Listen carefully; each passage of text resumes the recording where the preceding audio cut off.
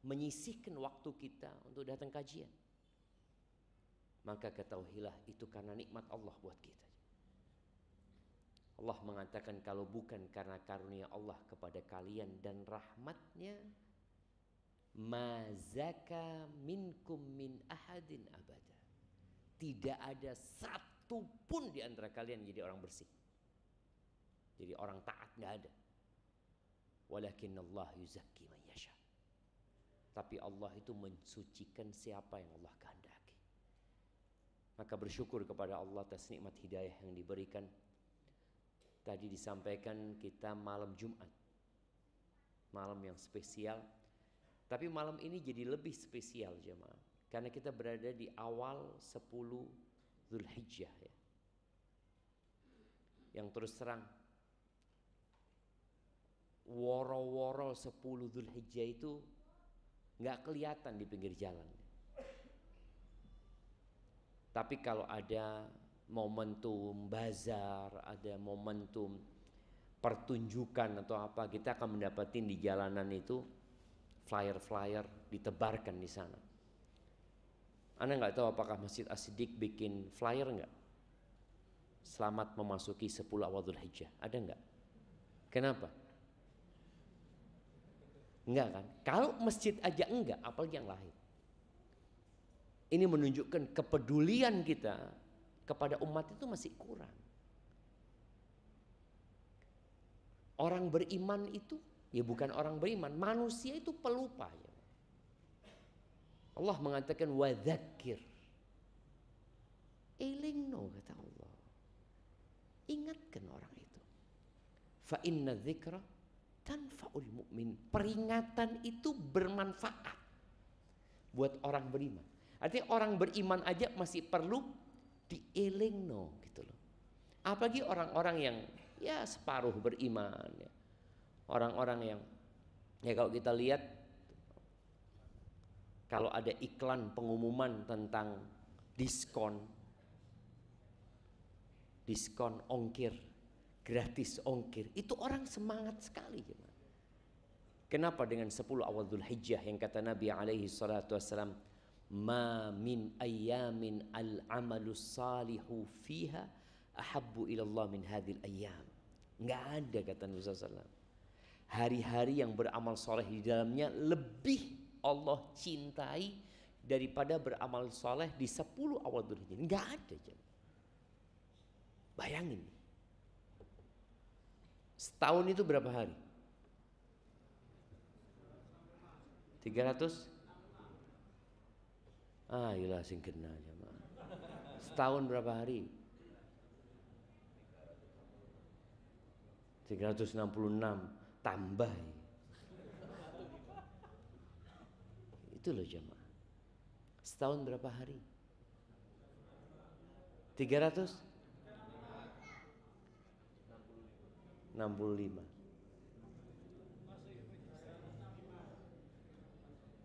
364. Jemaah, kita ini umat Islam jemaah.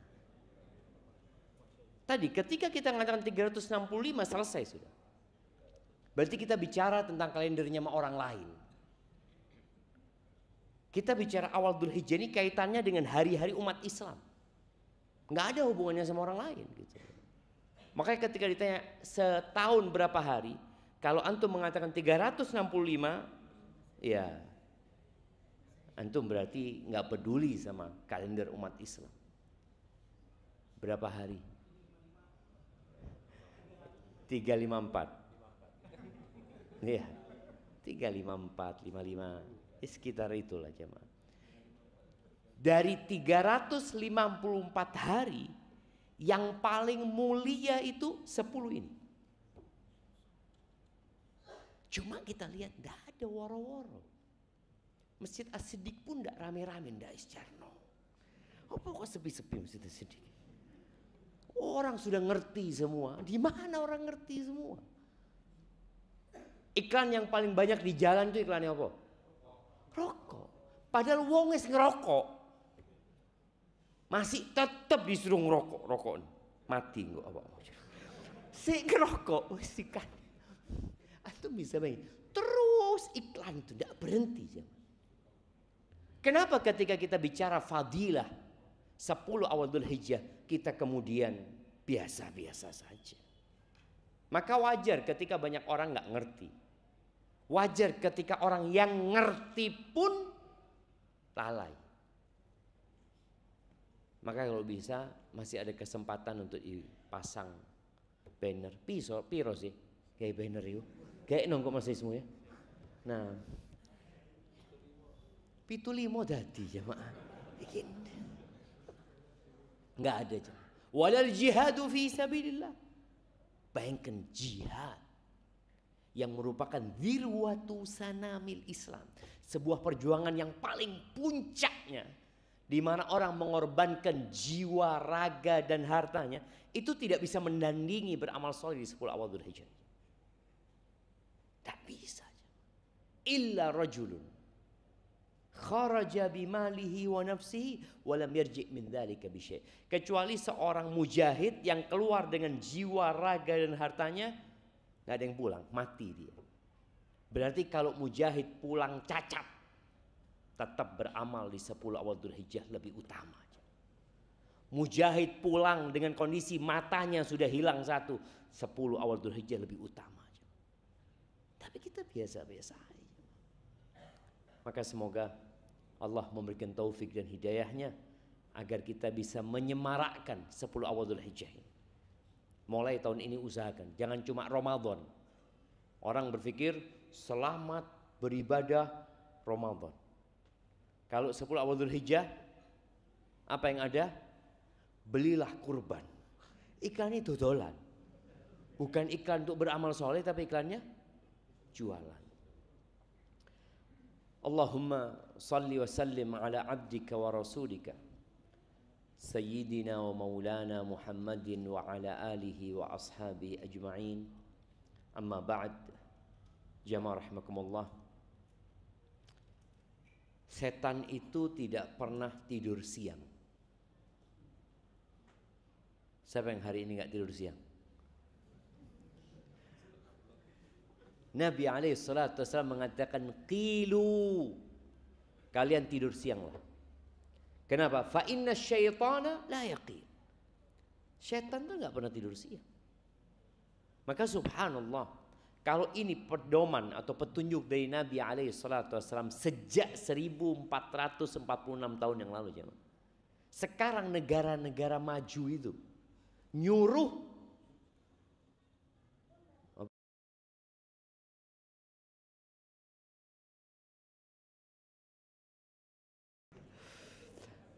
negara-negara maju itu menyuruh pekerjanya, murid-murid sekolahnya tidur siang.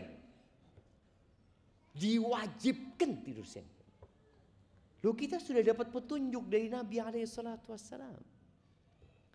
Setan gak tidur siang ngapain? Ya godain orang terus. Gak ada ceritanya setan istirahat sih. Kesel aku godain fulan. Gak ada.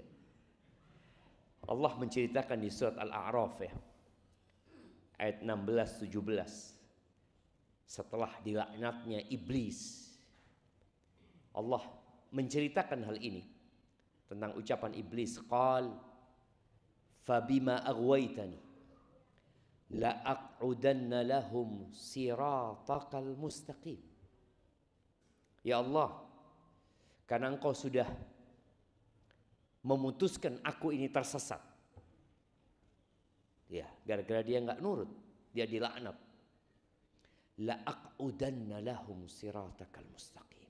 Aku akan duduk menyesatkan mereka dari jalanmu yang lurus. Kita tiap hari doanya apa? Ihdinas siratal mustaqim. Setan mengatakan la aq'udanna lahum siratakal mustaqim. Tak enteni.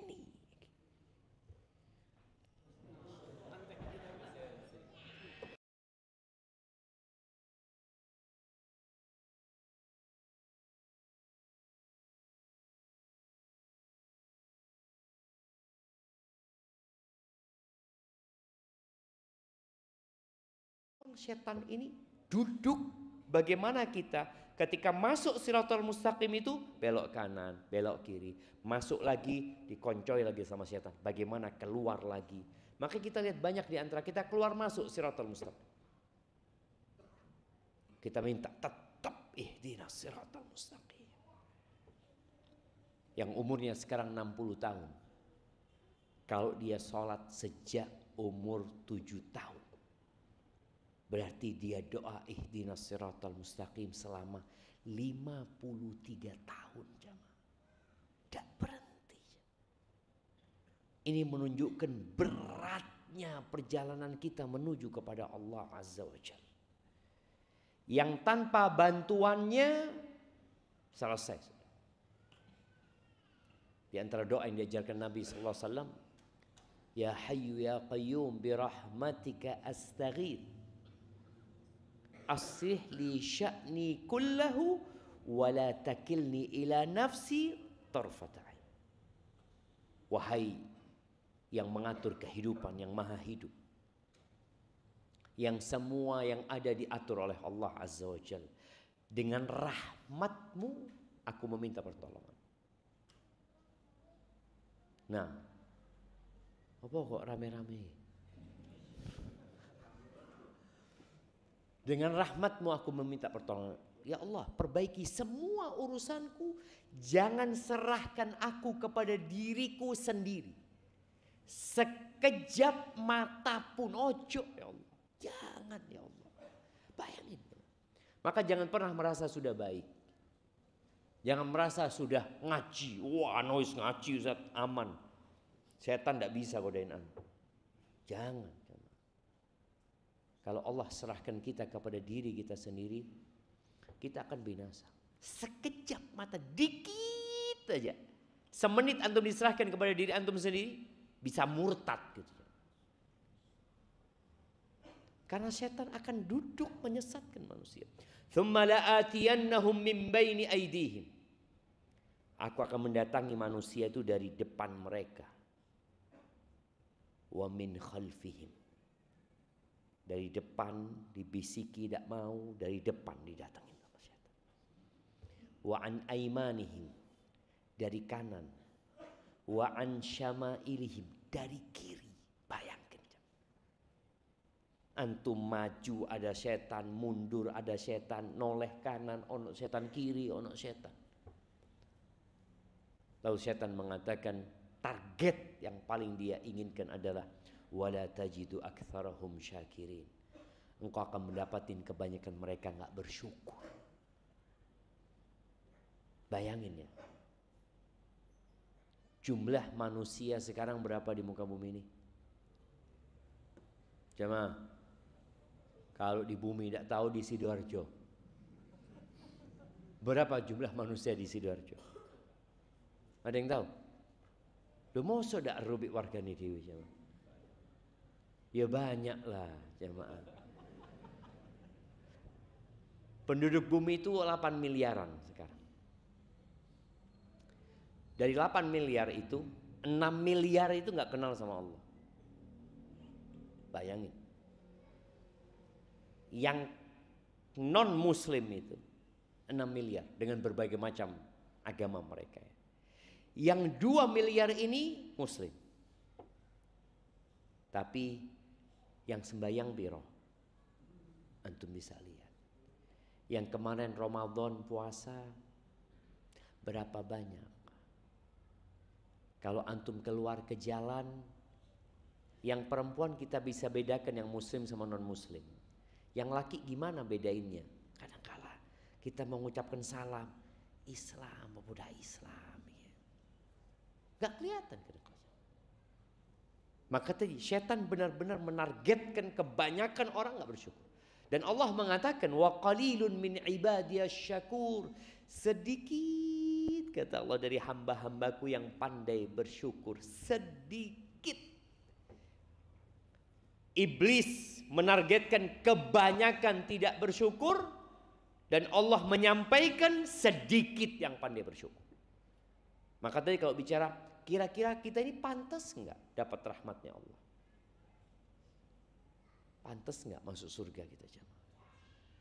Sedangkan Ya kalau bicara sodakoh,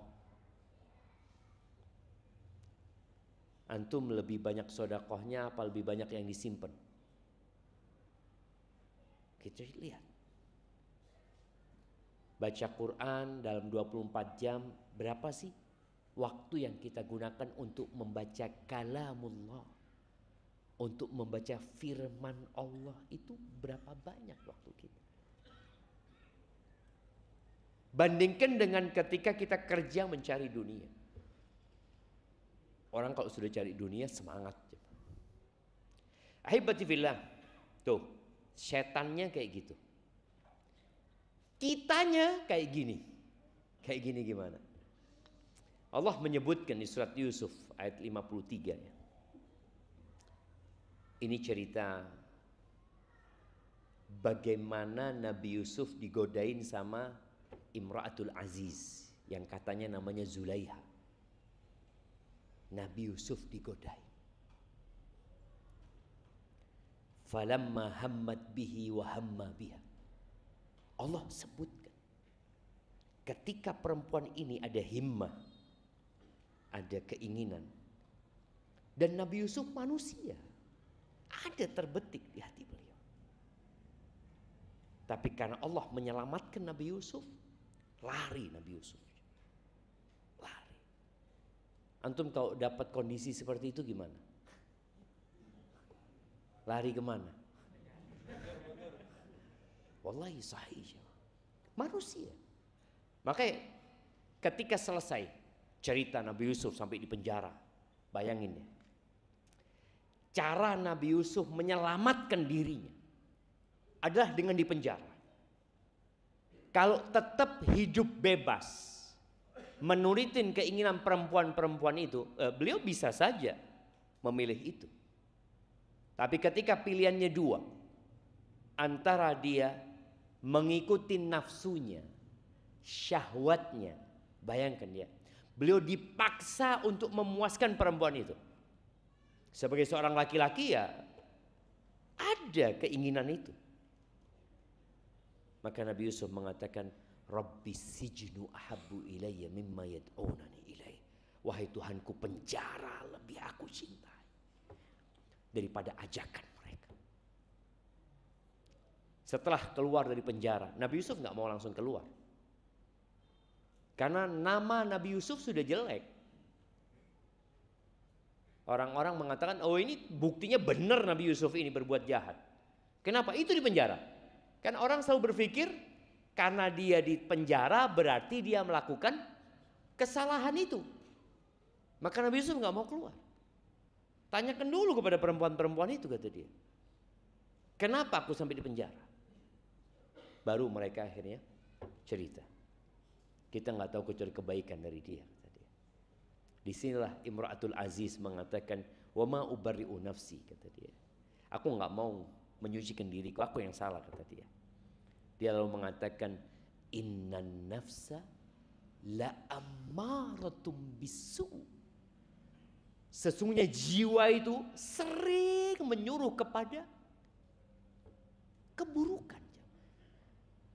Maka kita kalau mengikuti hawa nafsu ini bahasa Arab.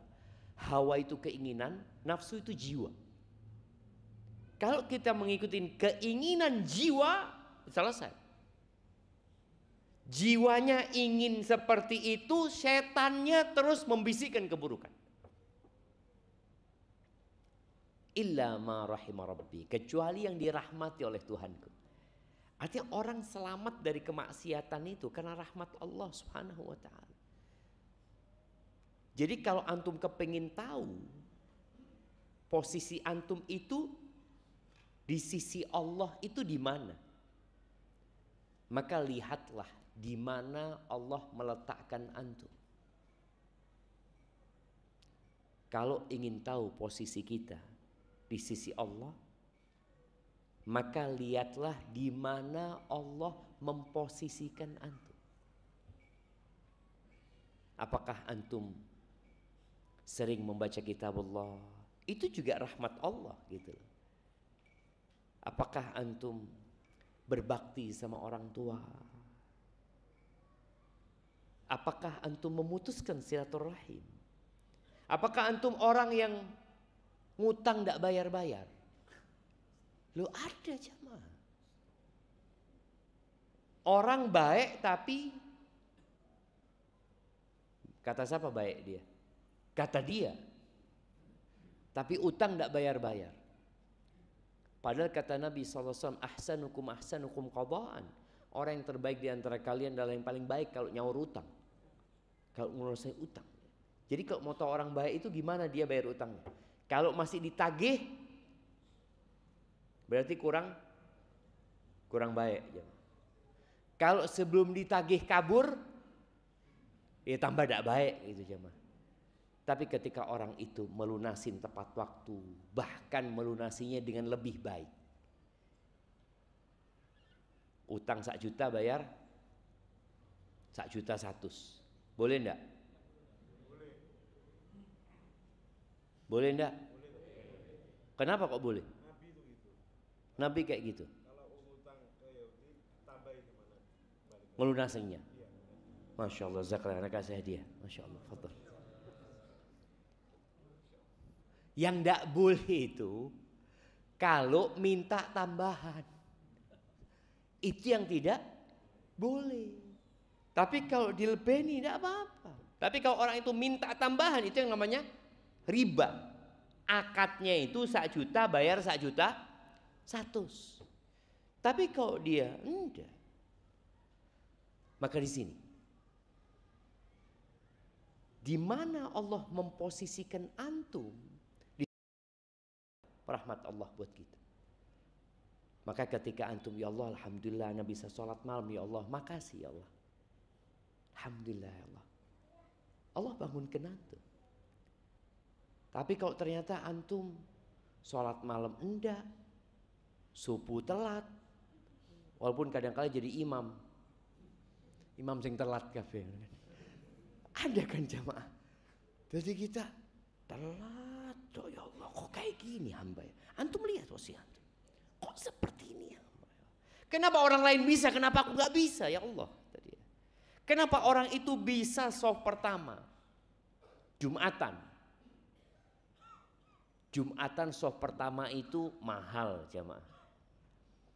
Kalau sholat 5 waktu soft pertama biasa. Bahkan ada yang hidupnya selalu soft pertama 5 waktu. Karena memang di musolanya cuma 1 soft jamaah. Loh ada loh jemaah, dia selalu soft pertama terus. Karena nggak ada soft kedua, cuma soft pertama. Tapi Jumatan antum besok, antum lihat, antum bisa nggak besok soft pertama? Atau coba antum tanyakan, selama 20 tahun anak hidup, berapa kali anak di soft pertama? Orang tahu diri jemaah. Bagaimana para sahabat Nabi ya, ketika mereka masuk masjid, tahu-tahu sudah ada 5 orang. Aduh, telat, tapi tidak apa-apa, masih orang ke-6 kata dia. Ada perasaan itu di diri kita? Tidak ada. Yang ada, kok telat khotibnya ini, nggak datang. Jadi yang disalahno khotibnya, karena dia datang duluan, khotibnya belum datang. Maka tadi lihat, kalau antum kepingin tahu rahmat Allah kepada antum, di mana antum diposisikan sama Allah Subhanahu wa taala. Inna Rabbi ghafur rahim. Allah itu maha pengampun dan maha pengasih. Ahibati fillah, bicara dosa, siapa yang tidak berbuat dosa? Anda kasih hadiah yang hari ini gak berbuat dosa, angkat tangan jemaah. 6 jemaah. Sebagai kayaknya Anda gak punya dosa. Apa ya dosa? Wallahi jemaah, kita ada di muka bumi ini karena dosa. Nabi Adam diturunkan dari surga karena dosa. Iblis dilaknat karena dosa. Tapi ada yang menarik. Kenapa iblis tidak diampuni dan Nabi Adam diampuni? Siapa yang mau jawab? Nah, karena iblis sombong. Nah, kalau Nabi Adam Tidak sombong Nabi Adam. Tidak apa-apa lah, kasih hadiahnya. Ya, hampir betul jemaah.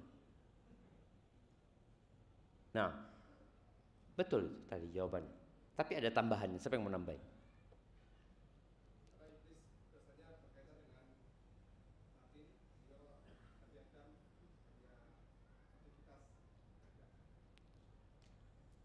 Iblis berkaitan dengan hati, tapi kan tidak mau sujud dia. Berkaitan dengan badan juga dia.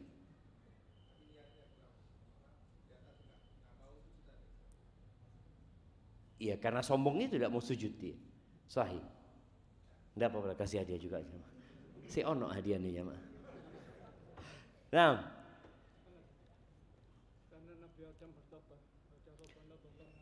karena Nabi Adam bertobat, iblis tidak tobat. Ya, sahih. Nah, puntek hadiah nih gue ya. Perbedaannya, tadi semua itu betul. Perbedaannya itu, Nabi Adam itu melanggar sebuah larangan. Iblis itu tidak melaksanakan perintah. Makanya dosa tidak melaksanakan perintah itu lebih besar. Orang yang tidak sholat dengan orang yang berzina lebih besar orang yang tidak sholat. Kadang-kadang di masyarakat kita kan dianggap, oh fulan, masya Allah fulan, baik, baik fulan. Nggak narkoba, nggak apa, cuma nggak sembahyang. Nggak baik itu berarti. Berarti dia nggak baik. Dia tidak melaksanakan perintah. Dan biasanya orang tadi, kalau tidak melaksanakan perintah, ada unsur sombong. Disuruh tidak nurut. Kalau dilarang melanggar, biasanya karena nafsu. Karena nafsu. Nabi Adam tadi dibujui sama iblis ini. Kau mau aku kasih tahu? Hal adulluka, pinter iblis sama. Iblis itu punya pengalaman godain kita sejak Nabi Adam sampai sekarang. Nabi Adam meninggal dunia, Nabi Nuh meninggal dunia, kaumnya itu ya disesatkan sama iblis ini. Dia ngomong, kau mau Adam, aku kasih tahu pohon khuldi. Makanya kita sekarang kalau tanya Nabi Adam makan apa? Buah khuldi. Yang ngasih nama khuldi siapa? Iblis itu. Padahal enggak, mati Nabi Adam. Khuldi itu artinya kekal gitu. Buah kekekalan. Kan orang sekarang berpikir bagaimana hidup lebih lama di muka bumi ini. No, mati kan. Maka tadi kalau bicara dosa, semua berbuat dosa. Bahkan subhanallah ya, anak kalau baca hadis ini, anak ngelihat anak banget gitu. Ini hadis berkaitan sama anak. Nggak tahu sama antum. Anak akan bacakan hadis ini. Hadis ini diriwayatkan Imam Tabrani dari Abdullah bin Abbas radhiyallahu anhuma bahwa Nabi alaihi salatu wasallam bersabda, "Ma min 'abdin mu'min." Tidak ada satupun hamba yang beriman illa walahu dzambun, melainkan dia punya dosa. Ada yang nggak punya dosa di sini? Setelah hadis ini yakin semua punya dosa. Tidak ada satupun orang beriman melainkan dia punya dosa. Dosanya dua macam, dua model dosanya. Kata Nabi SAW, ya'taduhul faina ba'dal faina. Ada dosa yang dikerjakan nanti tobat, kerjakan tobat, kerjakan tobat. Ada jamaah? Koyo iyo. Memang betul. Ini yang paling ringan. Al-faina ba'dal faina. Dia kerjakan nanti berhenti, kerjakan nanti berhenti. Model yang kedua, au dzambun huwa muqimun alaihi la yufariq. Atau dosa yang dia tidak meninggalkan, mukim dia di dosa itu. Terus dilakoni. Sampai kapan? Kata Nabi SAW, hatta yufariqad dunya. Sampai meninggal dunia. Cuma ada dua loh modelnya. Tidak ada satupun orang beriman. Ini nggak bicara orang kafir ya. Ini bicara orang beriman. Innal mu'min khuliqa mufattanan. Mukmin itu memang diciptakan untuk diuji. Kita diciptakan untuk diuji. Jadi kalau kita bicara iman, maka iman itu jalan bersama fitnah. Allah Azza wa Jalla mengatakan, ahasiban nasu an yaqulu amanna wa hum la yuftanun. Apakah orang-orang mengira dengan mereka mengatakan kami beriman lalu mereka tidak difitnah? Loh, nggak benar pemikiran ini. Walaqad fatanna alladzina min qablihim. Kata kami telah menfitnah orang-orang sebelum mereka. Fala ya'lamannallahu alladzina sadaqu wa la ya'lamannal kadzibin. Sehingga nampak mana yang benar dan mana yang pura-pura beriman. Makanya Nabi alaihissalatu wasallam mengatakan innal mu'min khuliqa mufattanan. Orang beriman itu diciptakan untuk difitnah, diuji. Makanya pernah ada yang tanya kepada Imam Syafi'i, mana yang lebih utama? Seorang itu dikasih bala, dikasih fitnah, atau seorang itu dikasih kedudukan? Mana yang lebih utama jawab? Siapa yang mau jawab? Anda kasih hadiah. Hah? Kenapa? Kok bala?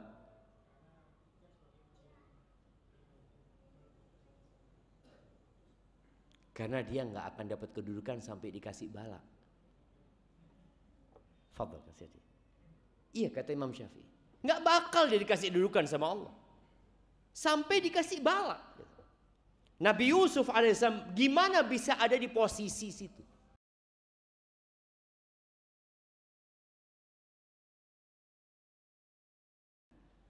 Dibuang.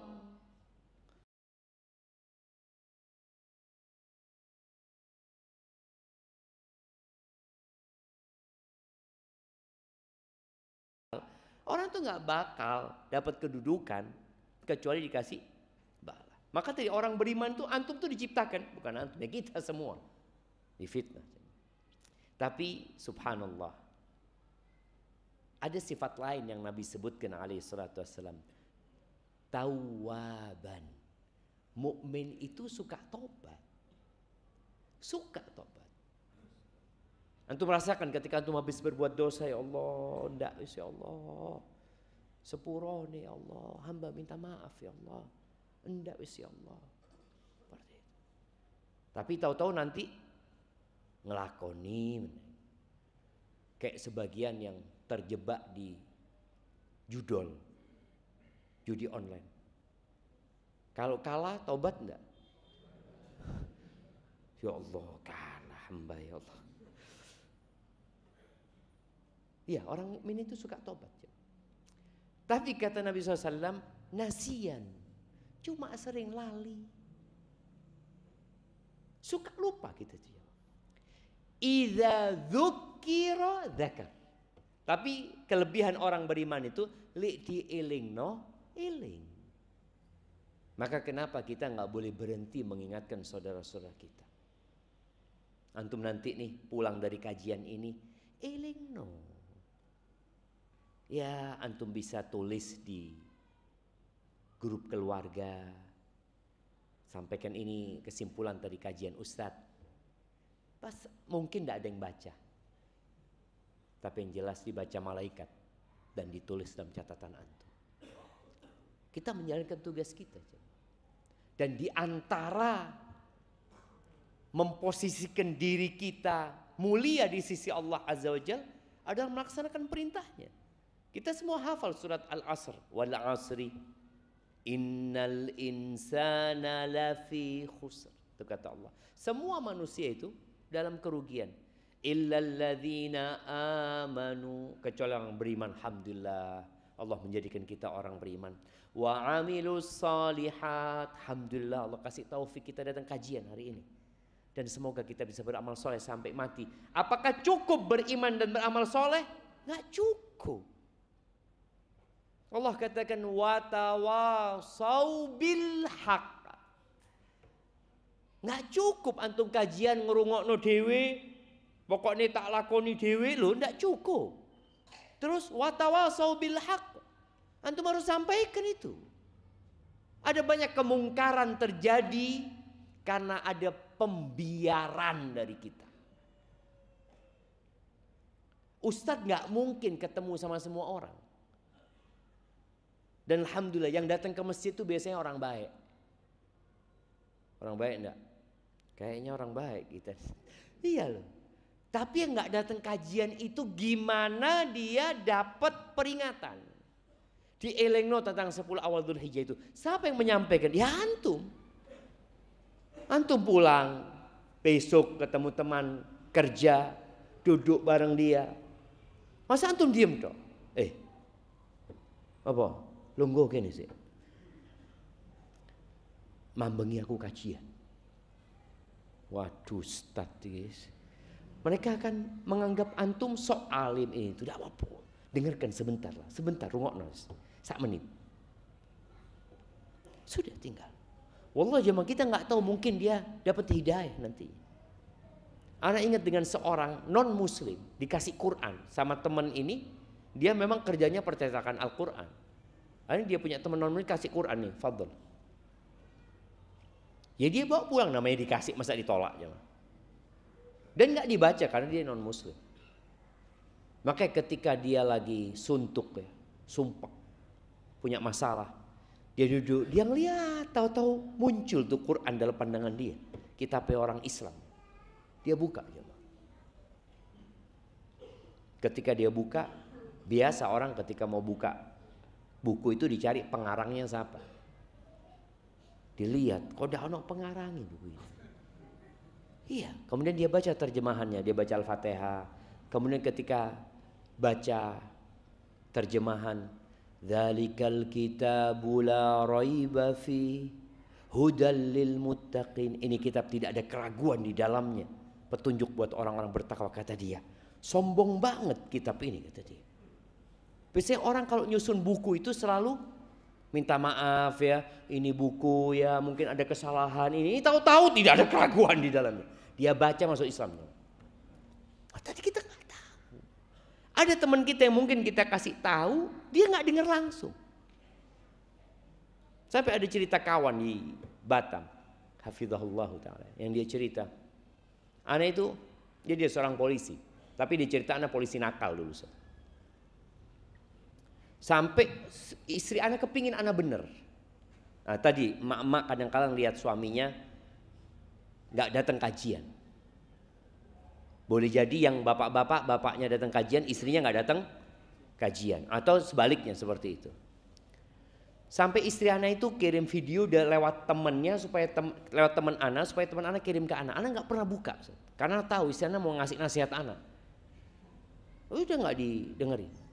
Sampai anak kena kasus, masuk penjara, ditahan anak. Ketika ditahan itu anak baca yang dikirimkan itu videonya Ustadz, kata dia.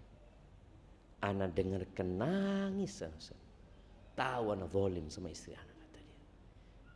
Tadi boleh jadi yang kita kirimkan nggak langsung efeknya hari itu gitu. Antum boleh jadi kirim video nggak diwoco, biarkan.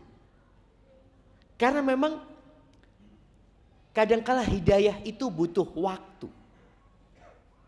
Tapi paling tidak kita menjalankan tugas kita. Wis tak sampai.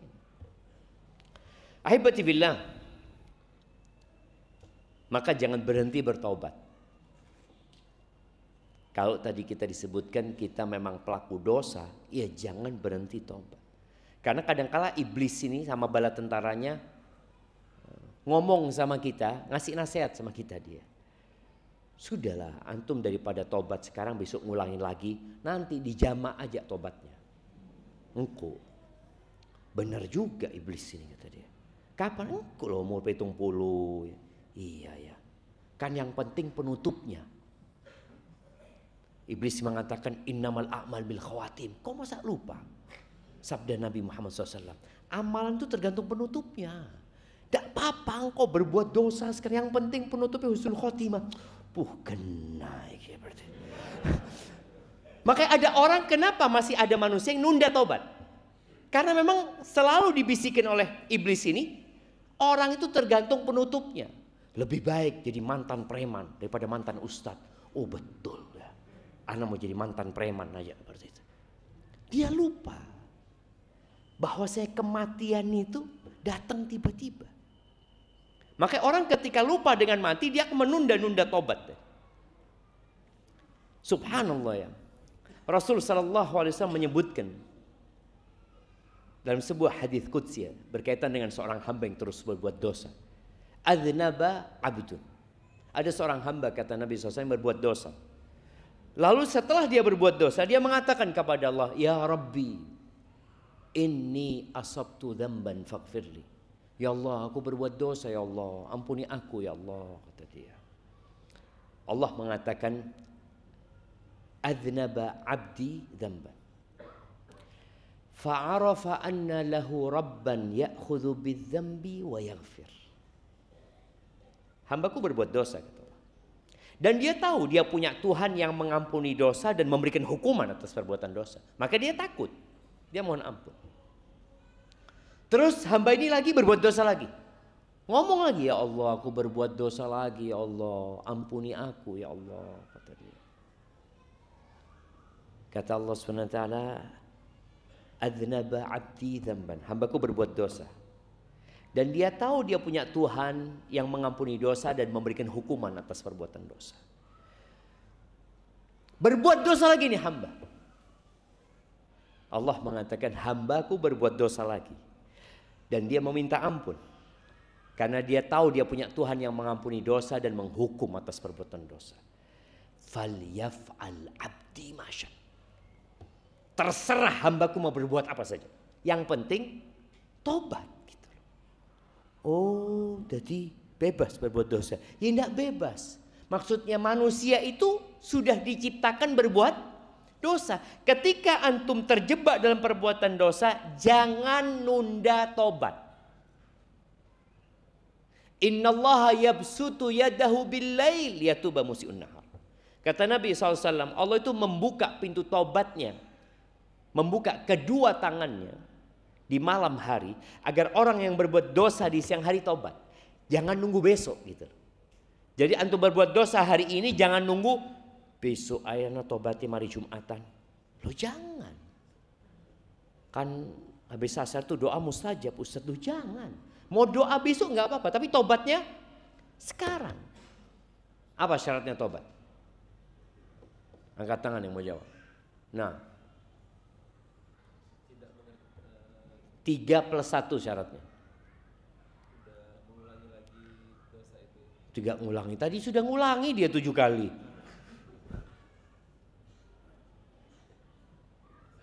Lupa antum. Nah, yang pertama menyesali. Yang kedua,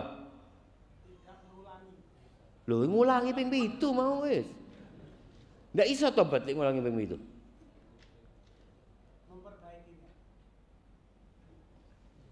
Pernah tobat Bapak? Iya, kita ulangi lagi. Yang pertama menyesali. Yang kedua, setelah menyesali apa? Menyesali perbuatannya. Oke. Yang kedua, memperbanyak amal soleh gitu.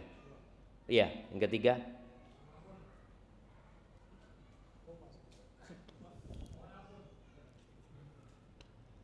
waduh jemaah. 3+1 harus lengkap jemaah. Kita ini kadang-kadang merasa anak sudah tobat, Ustaz. Loh, tapi syaratnya belum lengkap. Nah, menyesali. Loh, tidak mengulangi itu 7 kali ngulangi guys. Memohon ampun, istighfar. Meninggalkan, oke. Menyesali, meninggalkan. Bukan tidak ngulangi. Tapi niat untuk tidak ngulangi. Lek ngulangi mau itu. Orang itu ngulangin. Insyaallah. Nah, kasihkan ke beliau. Yang ini kasih separuhnya tadi ya.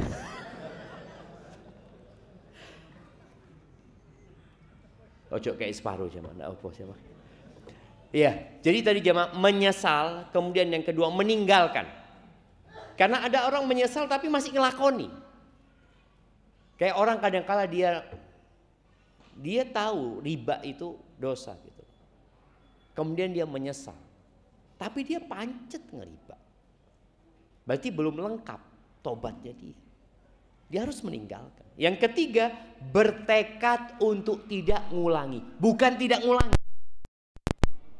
Bertekad, dia punya niat.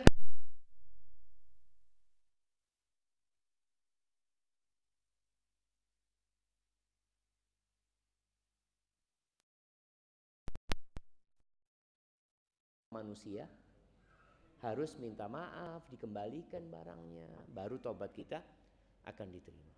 Tapi kayaknya waktunya azan, jemaah, kita dengarkan azan dulu.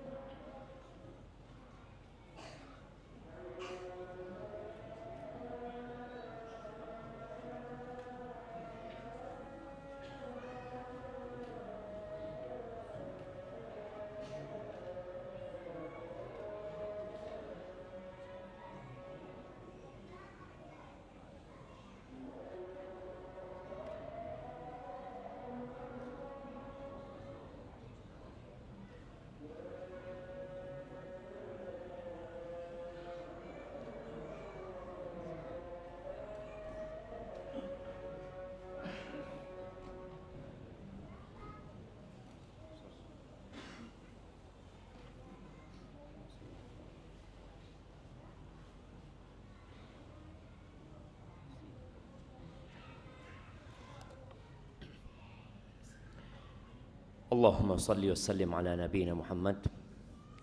Maka perbanyaklah istighfar jemaah. Nabi SAW mengatakan kepada para sahabatnya, Ayyuhan nas, tubu ilallah wastaghfiruh. Wahai umat manusia, kalian bertobatlah kepada Allah dan mohonlah ampun kepada Allah SWT. Fa inni atubu ilallahi wa astaghfiruh fil yaumi akthar min 70 marrah. Aku tuh dalam sehari bertobat. Nabi dalam sehari bertobat, beristighfar lebih 70 kali. Kadangkala sahabat itu radhiyallahu anhu menghitung, sekali duduk Nabi mengatakan Rabbighfirli wa tub alayya innaka antat tawwabur rahim. Beliau baca itu 100 kali. Sekali duduk. Alaihi salatu wassalam. Bagaimana dengan kita? Coba antum lihat, hari ini antum istighfar berapa kali? Itu Nabi alaihi salatu wassalam. Apalagi orang yang dikasih banyak harta atau banyak nikmat, itu harus lebih banyak lagi istighfar. Karena menjadi hamba yang bersyukur itu berat. Ketika turun firman Allah, idza jaa nasrullahi wal fath wa ra'aitan nas yadkhuluna fi dinillahi afwaja. Apabila datang pertolongan Allah dan kemenangan, dan engkau melihat orang-orang berbondong-bondong masuk ke dalam agama Allah ini, apa yang harus engkau lakukan? Fasabbih bihamdi rabbika wastaghfir. Bertasbihlah dengan memuji Allah Tuhan dan istighfar. Bayangkan Nabi disuruh istighfar setelah perjuangan 13 tahun di kota Mekah, 10 tahun di kota Madinah, atau 8 tahun ya setelah penaklukan kota Mekah, turun ayat ini menyuruh Nabi untuk bertasbih, memuji Allah dan beristighfar.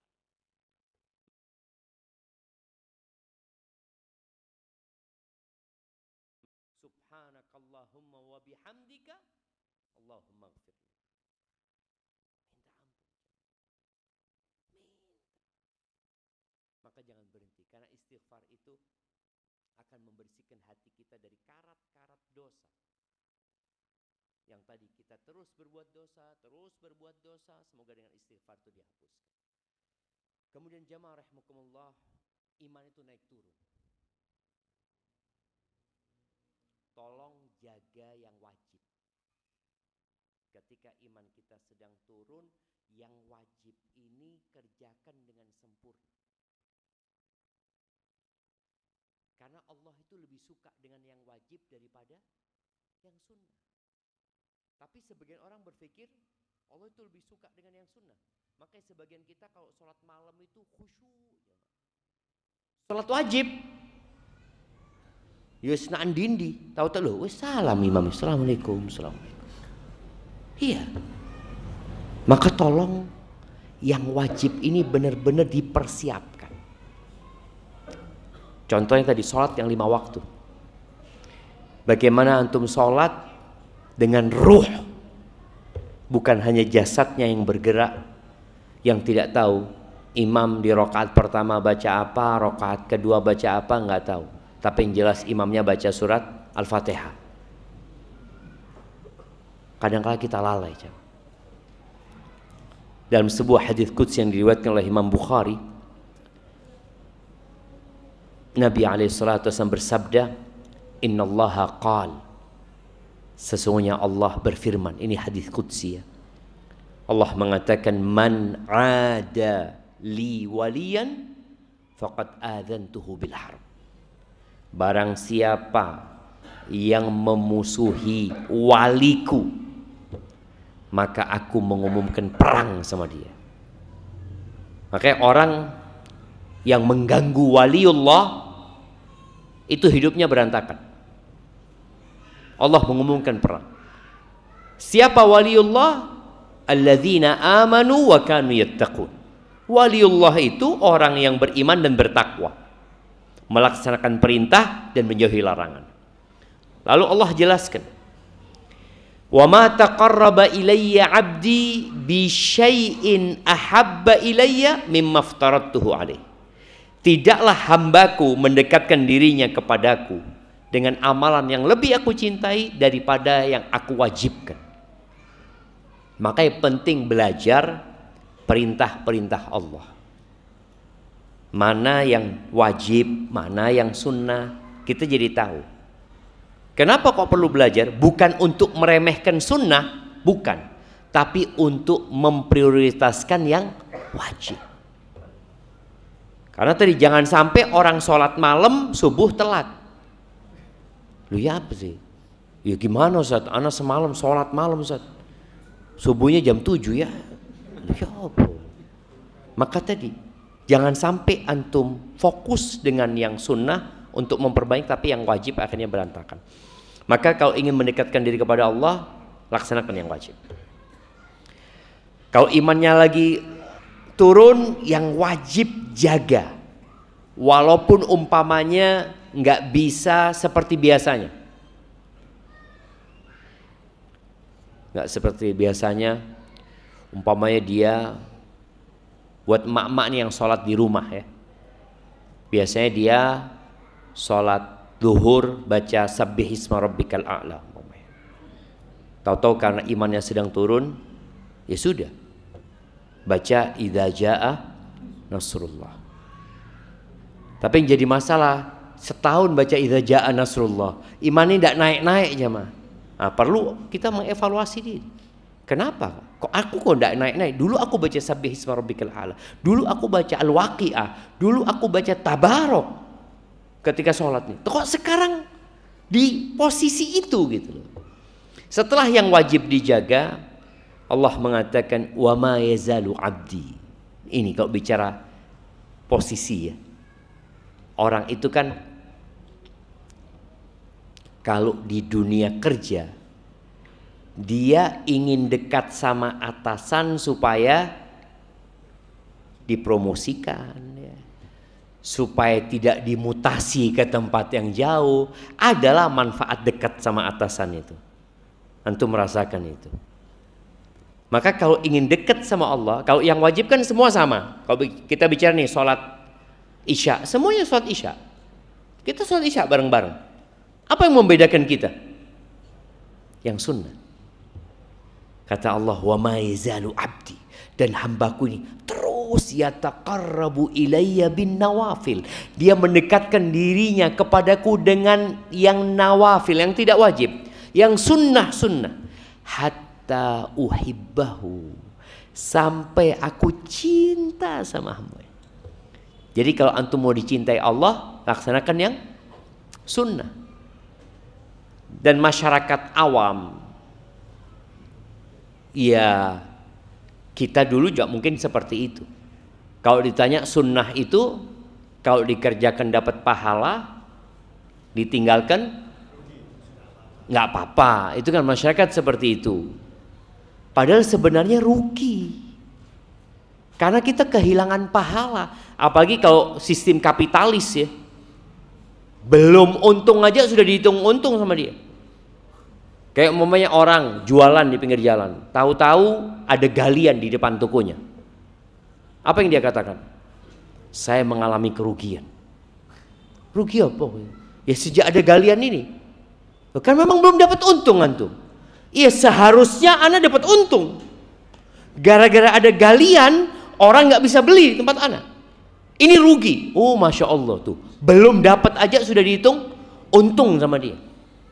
Tadi pahala-pahala itu, kenapa antum nggak hitung untung? Sehingga orang kalau dikasih tahu, iki lo sunnah, oh kan cuma sunnah. Makruh, aduh, makruh itu dikerjakan tidak apa-apa, ditinggalkan dapat pahala. Terus dikerjakan, ya kan tidak apa-apa, rugi. Orang terus rugi antum ketika mengerjakan yang makruh itu. Antum kehilangan keuntungan. Dan orang yang cerdas itu akan berpikir enggak, rugi ya. Maka dia akan semangat melaksanakan yang sunnah dan menjauhi yang makruh. Terus kalau sudah dicintai Allah, jangan ditanya antum akan dapat apa, jemaah. Yang terakhir jemaah, sebelum kita masuk ke sesi tanya jawab ya. Ada sebuah doa yang diajarkan oleh Nabi SAW kepada sahabat yang namanya Shaddad ibn Aus. Nabi pernah mengatakan kepada Shaddad ini, ya Shaddad ibn Aus, dipanggil sama Nabi SAW. Idza ra'aitan nas qad iktanazu adh-dhahaba wal fiddah. Kalau engkau melihat, engkau akan hidup di satu fase nanti. Engkau melihat orang-orang itu menimbun harta, emas dan perak. Kita tahu fitnahnya umatnya Nabi Muhammad SAW apa? Harta. Sahabat hidup susah dahulu. Tapi akan ada fase di mana harta berlimpah ruah. Orang yang hidup di Indonesia itu mengalami fase sulit. Di masa penjajahan Belanda contohnya. Orang itu pakai baju. Ya kita dulu waktu SD dikasih tahu. Bajunya dari apa? Goni. Iya. Dari goni mereka. Makannya gaplek. Terus apa yang hitam? Gatot. Gatot dipangan jemaah. Bapak ngamuk anak dipangan. Iya. Gatot dipangan mereka dulu jemaah. Subhanallah. Yang seumur anak mengalami fase masih sulit. Kita dulu itu beli baju setahun sekali. Sekarang tiap Jumat datang paket apa? Lagi murah, lagi sponsor, lagi apa? Ya Allah jemaah. Allah kasih kemudahan. Makanya Nabi SAW mengatakan kepada Shaddad, kalau kau lihat orang sudah sibuk dengan dunianya, menimbun emas dan perak, faktanis haulail kalimat. Nih, aku ajarkan doa, engkau timbun doa. Banyak-banyak engkau baca. Apa doanya? Allahumma inni as'aluka tsabata fil amri wal azimata 'ala rusydi. Ya Allah, aku meminta ketetapan dalam urusan ini. Karena godaan semakin banyak. Boleh jadi pagi beriman, sore wis kafir. Boleh jadi ketika fitnah itu datang. Yang diminta pertama supaya dikasih ketetapan dalam urusan agama ini. Wal azimata 'ala rusyd. Azimah, tekad yang kuat di atas kebenaran. Karena ada orang semangat tapi salah. Antum lihat. Ada berapa banyak orang-orang yang mengamalkan amalan-amalan, dia amalkan jamaah, padahal salah. Nabi tidak mengajarkan, tapi semangat dia. Jangan sampai ya Allah. Aku minta semangat tapi di atas kebenaran. Wa as'aluka mujibati rahmatik, dan aku meminta kepadamu perkara-perkara yang mewajibkan rahmatmu datang. Wa azaima maghfiratik, dan urusan-urusan yang membuat ampunanmu datang kepadaku ya Allah. Minta sama Allah. Karena kita nggak tahu amalan mana yang bisa mendatangkan rahmat Allah kadang-kadang. Sudah minta ya Allah supaya kasih taufik, kasih hidayah, bisa mengamalkan amalan yang mendatangkan rahmat Allah dan ampunannya. Wa as'aluka syukra nikmatik, dan aku meminta kepadamu agar aku mensyukuri nikmatmu ya Allah. Wa husna ibadatik, dan agar ibadahku kena baik ibadahku. Karena ada orang beribadah yang penting ibadah, yang penting sholat, enggak. Bagaimana ibadahnya hasan, bahkan ahsan kalau bisa. Kita minta sama Allah SWT. Wa as'aluka qalban saliman, dan aku meminta kepadamu hati yang selamat. Ya, selamat dari semua penyakit ya, khususnya dari kesyirikan. Kemudian dari kecintaan kepada dunia, dari hasad, iri, dengki. Allah jemaah.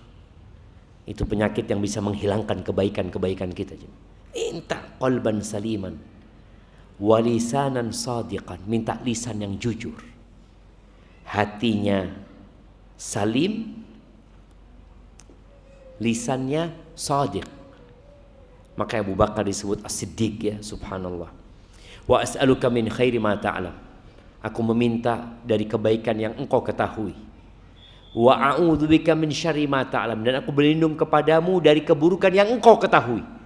Artinya kita menyerahkan kepada ilmu Allah dan kita tahu Allah ilmunya meliputi segala sesuatu. Wa astaghfiruka lima ta'lam, dan aku memohon ampun kepadamu atas yang engkau ketahui dari dosa-dosa yang aku kerjakan. Innaka anta 'allamul ghuyub. Sesungguhnya engkau maha mengetahui dengan yang gaib.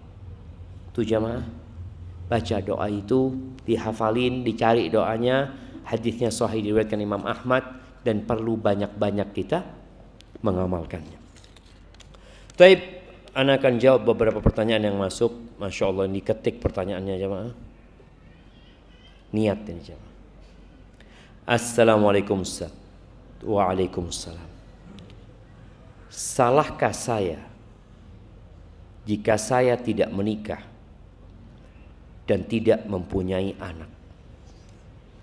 Pada saat kecil saya mengalami pelecehan seksual berulang kali dan mengakibatkan berubahnya pandangan dalam hidup menjadi bisek dan mengenai mental saya. Saya melakukan segala upaya memperdalam agama sampai dengan ke psikiater, ruqyah, dan meminum obat penenang sampai gaji saya habis untuk berobat. Dan alhamdulillah pada detik ini saya sembuh dan bisa mengontrol diri saya. Tidak lama kemudian ujian baru datang lagi. Saya sakit dan didiagnosa HIV. Karena penyakit itu timbul di antara 3 sampai 10 tahun kemudian. Usaha saya yang saya lakukan hancur seketika, serasa tidak ada hasilnya. Saya tidak pernah menceritakan hal ini kepada siapapun. Apa yang harus saya lakukan? Apakah berdosa bila saya berbohong kepada calon istri saya? Atau apakah saya termasuk egois jika saya tetap menikah dan mempunyai anak karena bisa menularkan kepada istri dan anak saya?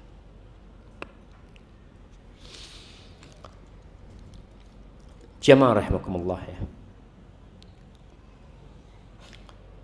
Kalau bicara bala, hidup ini adalah ujian. Ketahuilah ketika Allah memberikan bala kepada seseorang, itu tanda cinta Allah kepada hambanya. Idza ahabballahu 'abdan ibtala. Kalau Allah cinta kepada hambanya, Allah kasih bala dia.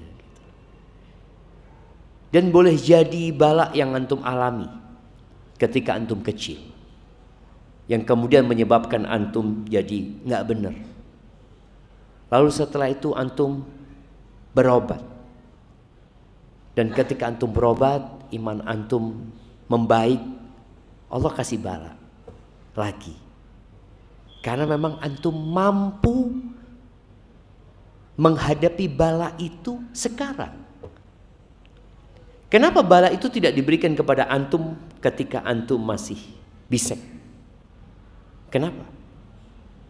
Karena memang Allah tahu antum sekarang mampunya dapat bala itu. Dan dengan bala itu seharusnya antum berbaik sangka sama Allah SWT. Karena bala itu menghapuskan dosa dan mengangkat derajat. Bala itu menghapuskan dosa dan mengangkat derajat. Antum tahu dengan dosa-dosa antum. Maka nasihat ana, hadapi dengan bertobat kepada Allah dan ingat dengan kematian. Karena kematian itu membuat kita jadi lebih nyaman menghadapi hidup ini. Orang kaya kalau ingat mati dia tidak akan GR. Orang miskin kalau ingat mati ya dia juga nggak akan putus asa, karena dia tahu orang kaya pun akan mati dan aku pun akan meninggal dunia. Kalau bicara menikah jangan, kecuali antum menjelaskan, antum berobat, antum jelaskan kepada pasangannya berkaitan dengan penyakit yang memang berkaitan dengan urusan ranjang nanti, yang nanti akan membahayakan calon antum dan anak-anak. maka sampaikan. Boleh jadi antum akan mendapatkan istri yang sama seperti antum, nggak ada masalah. Dan jangan pernah berpikir tidak ada kesembuhan. Allah Azza wa Jalla kalau mau kasih kesembuhan, Allah tinggal mengatakan kun fayakun, selesai. Itu mungkin nasihat ana, dan antum perbanyak istighfar dan berbuat baik. Semoga dengan antum berbaik sangka sama Allah, memperbanyak istighfar, Allah angkat penyakit antum. Dan kalau bicara apakah berdosa ketika orang tidak menikah dan tidak mempunyai anak, tergantung masalahnya. Kenapa dia tidak menikah? Kalau seorang tidak menikah karena memandang pernikahan itu sesuatu yang tidak baik, maka dosa dia. Karena nikah itu sunnah Nabi SAW. Tapi kalau dia tidak menikah dikarenakan memang ada masalah yang membuat dia tidak bisa menikah, nggak ada masalah buat dia. Dan boleh jadi Allah menyediakan sesuatu yang lebih indah buat dirinya. Barakallahu fikum. Baik jemaah, sebelum ana lanjutkan pertanyaan, antum sudah kenal nggak dengan yang di kanan kiri antum? Sudah. Nah, yang baju putih ini kenal sama yang di kanan antum? Enggak. Kenapa? Tidak perlu kenal, penting. Ayo kenalan di sini jemaah. Antum kenalan dengan yang kanan sama saudara antum. Karena biar dia datang ke pengajian ini ketemu dulure kan jemaah. Nah, tanya namanya siapa, dari mana, bukan cuma salaman meneng-menengan.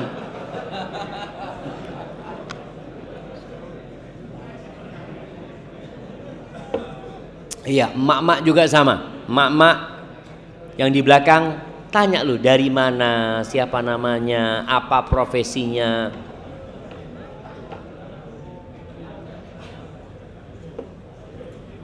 Sudah. Seharusnya sebelum ustadz datang antum kenalan.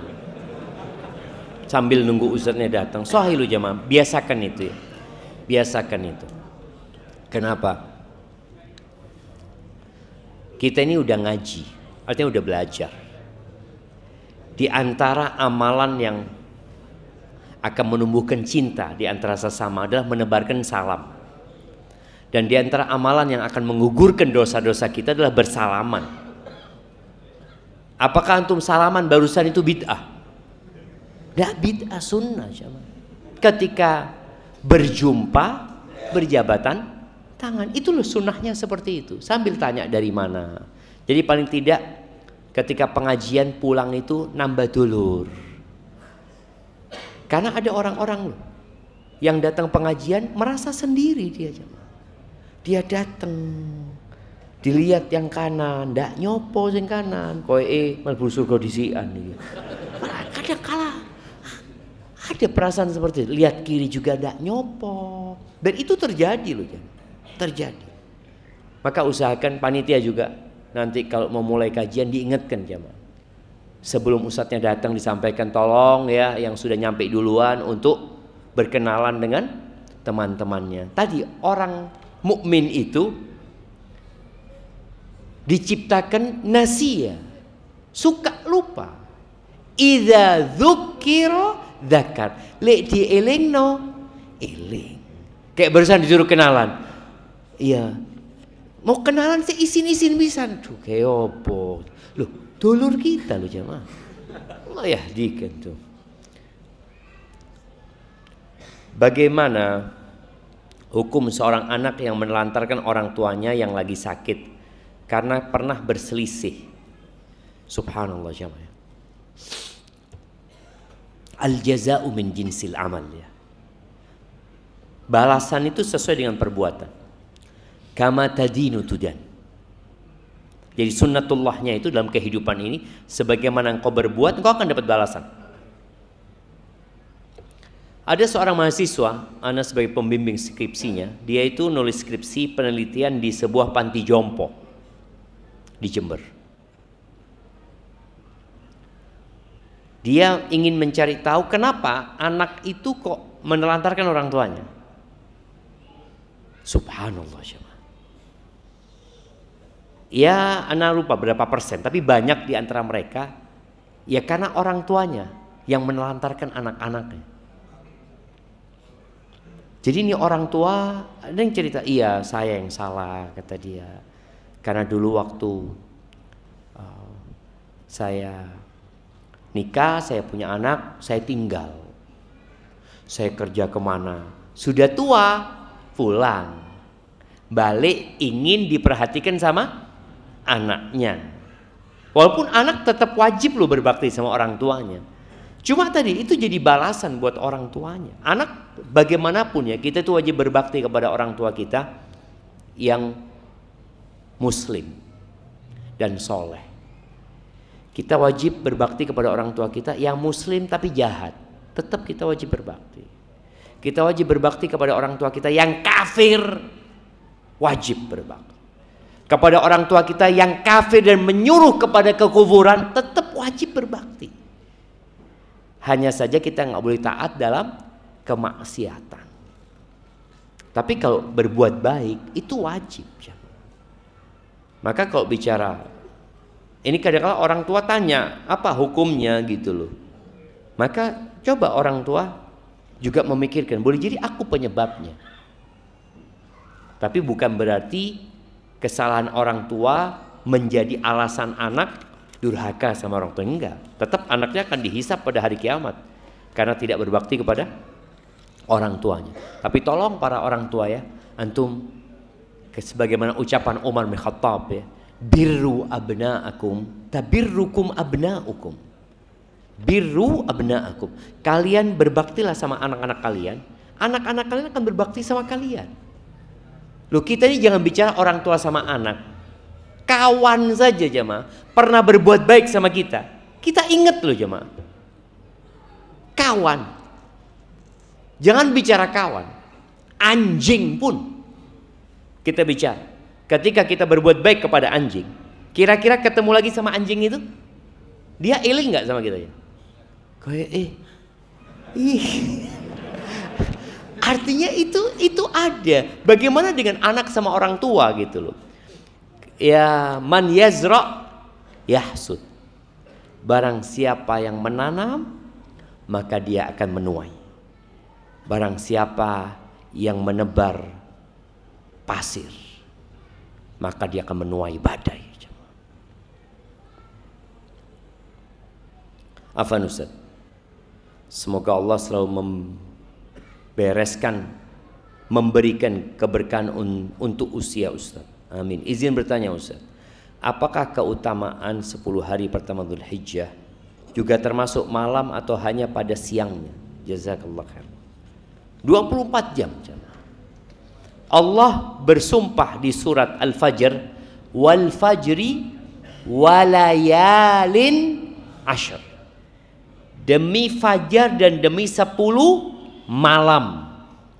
Jadi ketika menyebutkan hari, maka malamnya ikut. Tapi kalau menyebutkan malam, belum tentu harinya ikut.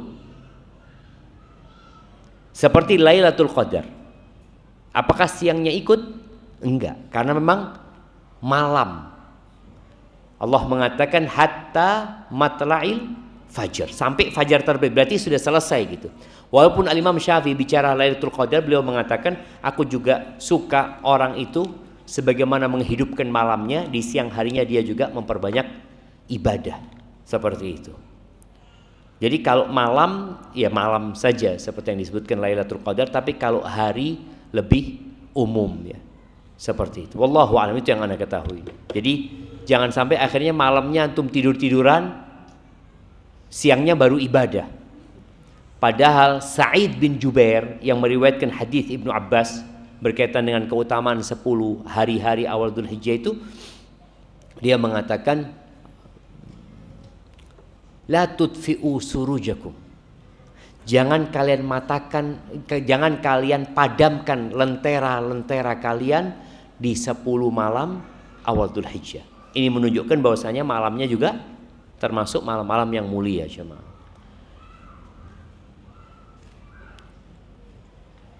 Assalamualaikum Ustaz. Waalaikumsalam. Izin bertanya, akhir-akhir ini banyak yang buat story WA dengan kata-kata seperti ini.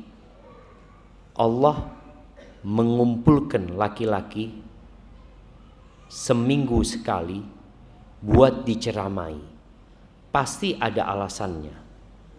Mohon pendapat antum Ustaz. Jazakallah khair.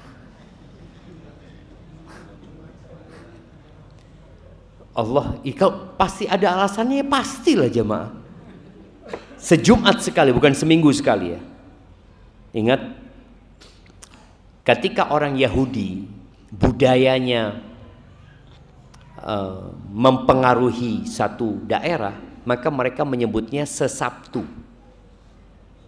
Setiap Sabtu.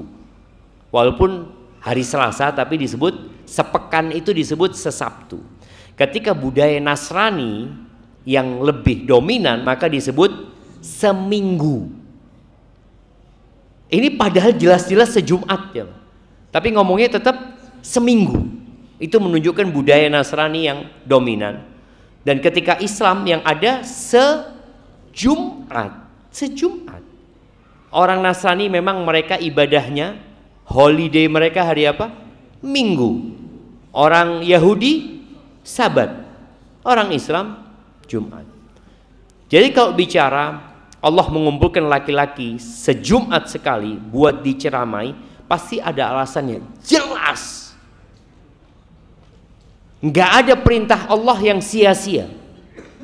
Nggak ada perintah Allah yang tidak ada hikmahnya. Hanya saja ada hikmah yang diketahui, ada hikmah yang tidak diketahui. Laki-laki ini pemimpin. Maka pemimpin ini kalau dikasih tahu, maka dia harus menyampaikan kepada anak buahnya. Jadi anak nggak tahu. Kalau mungkin maksudnya diceramain karena akeh dusoni gitu loh. Mungkin yang apalagi kalau perempuan ya. Perempuan yang nyebarkan, lihat mas, awakmu itu diceramai penjumat.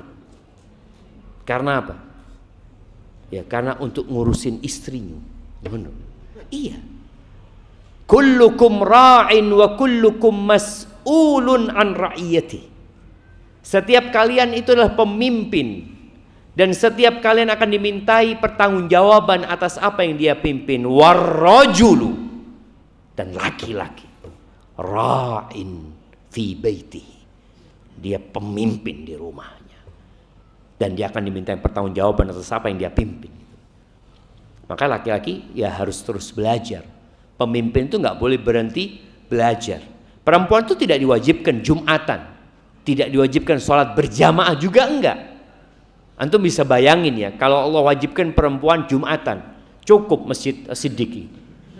Kabeh nggawa anake, bayine, kabeh butuh ya kayak sholat Id itu jemaah. Karena dibawa semuanya. Emang kalau perempuan Jumatan anaknya ditinggal di rumah, siapa yang ngurusin? Pembantu, wajib Jumatan juga.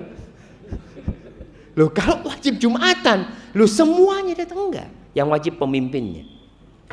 Yang bakal jadi calon pemimpin antum yang wajib. Dengarkan di sini dan sampaikan di rumah. Jadi bapak-bapak itu kalau bisa pulang ke rumah, duduk makan Jumatan sama anaknya, sampaikan. Pak, anaknya tanya, anak-anak tanya, ayah, tadi khutbah Jumat tentang apa? Masya Allah, bagus khutbahnya. Tentang apa ya? Wallahualam. Bapak itu urut. Atau datangnya telat gitu kan? Akhirnya nggak dapet tuh jamaah. Jadi kalau bicara pasti ada alasannya, jelas, yakin. Karena memang laki-laki adalah pemimpin, ar-rijalu qawwamuna 'alan nisa.